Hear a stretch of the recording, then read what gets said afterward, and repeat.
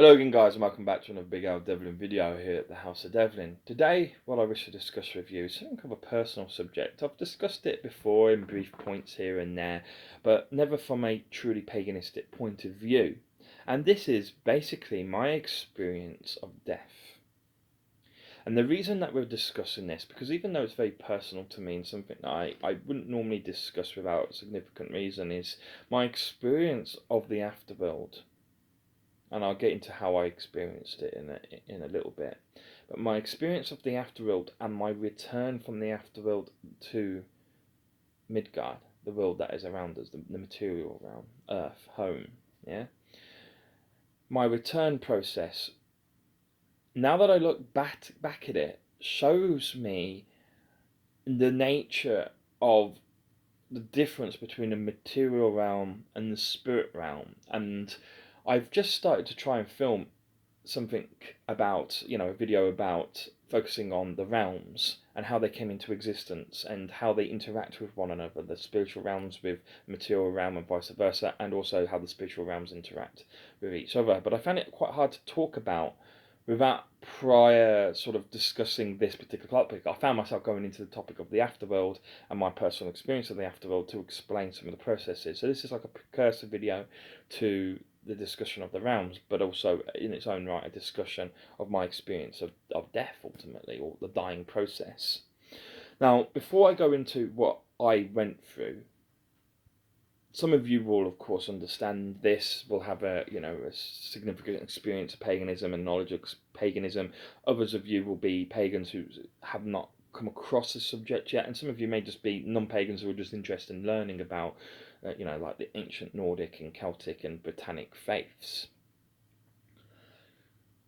But basically, within paganism, the process of death is very different perspective to the process of, or the understanding of death that we have in cultures that exist today, and cultures and religions that exist today. For most religions, faiths, and standard beliefs, we see death as being instantaneous. You're alive 1 minute and you're dead the next. At very most, you might be alive for like a couple of minutes whilst the brain dies from the lack of oxygen or whatever. That process, once it's complete, that biological process, you're dead. And that's how most people see it. In paganism, it's a lot more different to that. The process of dying, once the body has died or is going through the dying process, the way that the spirit leaves the body is a much longer process than instantaneous. It may take half an hour, may take an hour. Some people believe it may even take up to a couple of days for the spirit to fully leave the body. Now, the body will be to the point of no return, obviously, after a certain period of time, but that process of the spirit leaving still, regardless, can take, at least a few hours. And so, as a result, it is possible, and this is what I've experienced myself, to die, or to be dying, and still come back to life, to come back to your body, to suffer obviously the physical wounds that may have killed you, but for your spirit to return from the spirit realm back into your body, because it still has an anchor, it still has a tether to your body. Now once that tether's broken, you can't return, but you still have a reasonable time period in which to return from the spiritual realm. If you go through this process, and specifically, if you go through the process regardless of how you come back, then you may of course have gained some experience, some knowledge of the spiritual realm that is beyond our own, the other realm if you wish to call it. But there are some of us, as myself, who have gone through the death or the dying experience, and instead of being brought back through resuscitation, through medical means, we've returned for our own volition, so to speak, for our own willpower, or through the aid of the gods, or through a combination of all such. This brings me on then to my own experience, and something that I can now share with you. with your full understanding of how the pagan process works. Now, when I died, or went through the dying process, when my heart stopped, ultimately. Now, medically speaking, you're not dead in theory until your brain is dead as well as your heart has stopped. But for most people, if your heart has stopped, that counts as dead, right? You may still be in theory biologically dying, but that is death for a lot of people. And when I was 28, so about three and a half years, just under 3.5 years ago now, at the timing of this video, I was involved in a very severe car accident. Don't want to focus on it too much, but ultimately what happened was due to the accident, my heart stopped. It stopped because the electrical activity of the heart was severely disrupted due to the physical trauma of being in the car crash. And I suppose the shock and the pain would have had some influence on it also. Now, I came back. My heart started by itself. It started before, or we started back before emergency services could come and help me. By the time they had arrived, I was just about conscious and responsive to some degree. Now, my head was all screwed up, and I had severe amnesia at the time, still do. I have memory problems, but at the time, even though I was not fully functional, I was functional to a degree. I could respond to simple commands, simple questions, so on and so forth. Now, when they put me into the ambulance, obviously they didn't realise what had happened, but when I was in the ambulance, they did an ECG check.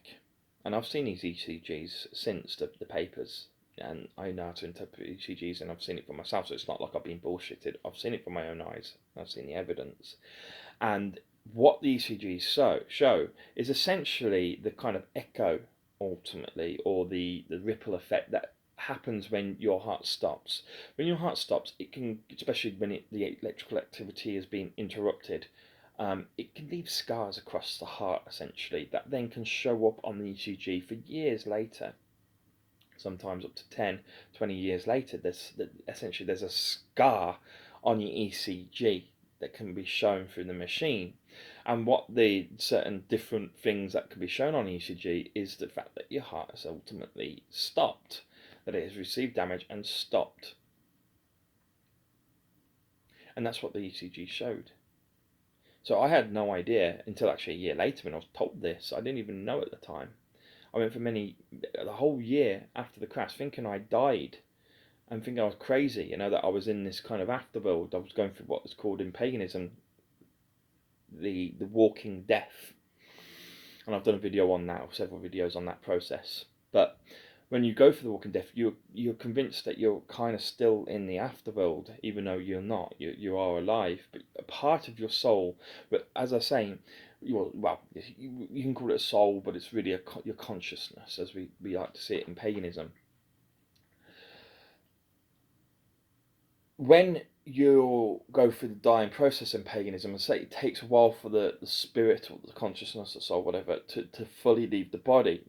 It partially leaves, you get an experience of the afterworld, and when it returns, it doesn't return fully. Most of it returns, but it doesn't fully get in, so your spirit is slightly in the spirit realm, or the other realm, the other worlds, as well as mostly in your body. So as a result, the way that pagans describe death is going from the process of completely alive to completely dead, when the completely dead part is when your spirit has completely left your body and into the spirit realm.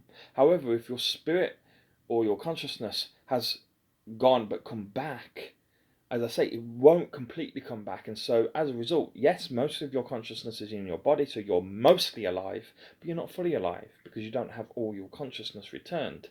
And the part of you that is remaining in the other realm, that is your partly dead part. And so as a result, when you go through such an experience as I have, you end up being mostly alive but kind of partly dead. Now, I don't like the way that's described fully. It's a good way of understanding it, but it's mostly of the material realm and partly of the spiritual realm. And says, in essence, your connection to the spiritual realm significantly increases. Your connection is more direct than other people. And this is what makes you, in traditional paganism, in the perspective of a traditional pagan, a shaman, druid, whatever. Okay? Um, like the berserkers, they all went through an experience like this. To become a berserker, you had to die and you had to come back and you had to experience the walking death and then go through a process of regaining your sanity, because you lose your mind for a period of time and you can lose it completely and forever, or you can get a grip on it and you can remain connected to this world but understand that you're not fully of this world anymore.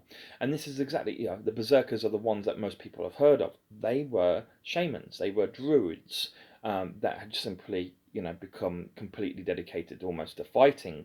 But there were the druids themselves, who were more the academic side, and there were other groups of people who had gone through the walking death experience, survived, regained their mind, and were dedicated in one way to another, to paganism in a variety of different forms. Now, these people, as I say, were called druid shamans, but today we call them simply, because it's easier to sort of put them under a collective term, as the hammer of the gods. So you'll notice myself refer to myself as the hammer of Freya, because it was Freya who allowed me to return back to this realm. And the reason as such is when I went to Folkvengir when I died. Now, I wasn't pagan when I died at 28. I went through the dying experience. I wasn't pagan. I didn't really know that much about paganism. I knew a little bit. Obviously, it's part of British history, but I didn't know anything of the religious faith aspects. And so I never even heard of Folkvengir. I'd heard of Valhalla, but not Folkvengir. Knew nothing of it. And so this is why I know that it was definitely 100% a real experience, because I had no knowledge of this place, yet my experience of it matches up completely with the records and the sort of descriptions within pagan beliefs. And I went to Folkvangir, which is the Meadow of the Dead, which is the place where you go when you've been chosen by Freya prior to entering the halls of Sessrumnir, which are essentially the equivalent of Valhalla. It's a palace of Freya, ultimately, within Asgard. And as a result, I found myself, as I say, within Folkvangir. Um, it was a meadow, and it's known as the Meadow of the Dead, a glade almost within a forest, with the woods surrounding me. And I remember there was a brook nearby, and I could hear the water, I could smell the grass. Very real experience. But then when I was there, the reason I returned was I could hear, because I was still partly within the material realm, and at this point I was mostly in the spirit realm. I was very close to passing over into the spiritual realm, but I still had that anchor, that tether that I described, to the material realm. And whilst there, as I say, I could hear the screams of my girlfriend who was in the car crash with me. She'd, come to, she'd been knocked out for a little while, and I could hear her screaming. I could see her, believe it or not, when I looked up towards the sky. There was almost this moon-like structure, and this is important because I will be describing how the moon was important, as it is important to pagans, the lunar cycle, later, and how maybe, my experience of the other realm shows why it was important to pagans, because within the moon, I could see the material realm. I could see my body, but from an almost astral projection point of view. I wasn't in my body as such, but I was kind of, I could see from my perspective, the car where my girlfriend was, and I could see her in pain. I could hear her pain. It broke my heart. My love for her, seeing and hearing her in pain, broke my heart. And I had this incredible desire to return to material realm, despite feeling such peace and tranquility where I had ascended to ultimately. Folkvangir, I've never been in a place where I've known such feeling of peace, as I say, true happiness. But that happiness was broken, as I say, by my broken heart. And I remember wanting to return, and I remember no words were exchanged. I didn't see Freya, but I knew that she felt my pain in my heart and allowed me to attempt to return. I believe, obviously, the attempt is not always successful. And I remember myself going into what I would simply describe as the moon. I don't think it was the moon, but it was what I would describe as the moon. And I returned into it, and I found myself within what I can only describe as water. It wasn't water, but it was a black water, a darkness. But you could swim through this darkness as it was water. And I could see in the distance this kind of, this perception of what's going on in the material realm. And it wasn't like a picture, it was moving. It was, it was a living experience, but I was not there, but I could see what was going on. And so I remember swimming through the darkness, and I remember it must have been, it went over like that, but when I had returned into my body, it felt like it had gone like that. But when I was there, looking back at it, it felt like I'd been there for hours. And I remember the pain in my body, that pain that you get when you are literally exercising so hard, it feels like you're killing yourself. Your muscles want to feel like they're tearing off the bone. I remember that I just wanted to get back to my girlfriend. I wanted to be there for her. I remember the pain that I went through to return from the spiritual realm that I'd ascended to back towards, I won't say down because it's not a downward movement, but an across movement almost, into the material realm to return to my body. And that's when I started to regain consciousness. At this point, I had no memory of what I'd gone through, but these memories started to return when I started to think about the crash, when I started to try and understand what had happened to me, why I felt dead. And it took me a long time to come to terms with what had happened, to understand what had happened, and it took me some guidance from a pagan who told me about the walking death, who I see as essentially my mentor. But it was this experience of the water between the spiritual realms and the moon itself within the spiritual realms, and the water that connects the spiritual realms with the physical realms is important to consider, because will have a direct influence over how I describe the connection between the realms in the following video. So I know I've gone around it in a roundabout way, guys, but I wanted you to understand the pagan perspective of death, the flow of the spirit from body to the higher realms, and the potential flow back that can occur, and what is in between the realms separating us, and the difficulty of getting through